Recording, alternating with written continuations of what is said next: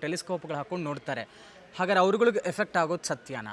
ಯಾರುಗಳಿಗೆ? ಸೈಂಟಿಸ್ಟ್ಗಳಾಗಿರಬಹುದು. ನೋಡೋರ್ಗೇನು ಪ್ರಾಬ್ಲಮೇ ಹೇಳಿಲ್ವಲ್ಲ. ನಾವು ಪರಿಣಾಮ ಸಮಸ್ಯೆ ಆಗಲ್ವಾ ಗ್ರಹಣ? ನೋಡಿದ್ರೆ ಏನು ಸಮಸ್ಯೆನೇ ಇಲ್ಲ. ಯಾವ ಧರ್ಮಶಾಸ್ತ್ರದಲ್ಲೂ ನೋಡಿದ್ರೆ ಸಮಸ್ಯೆ ಅಂತ ಹೇಳೇ ಇಲ್ಲ.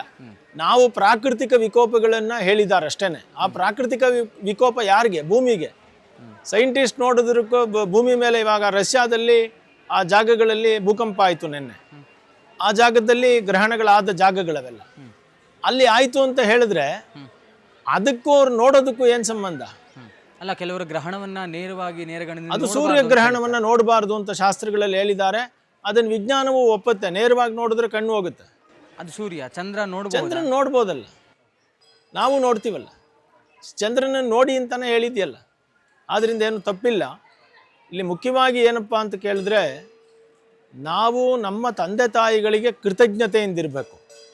ನಮಗೆ ಜೀವ ಕೊಟ್ಟವರಿಗೆ, ನಮಗೆ ಅನ್ನ ಕೊಟ್ಟವರಿಗೆ, ನಮ್ಮನ್ನು ಕಾಪಾಡಿದವರಿಗೆ ನಾವು ಕೃತಜ್ಞತೆಯಿಂದಿರಬೇಕು.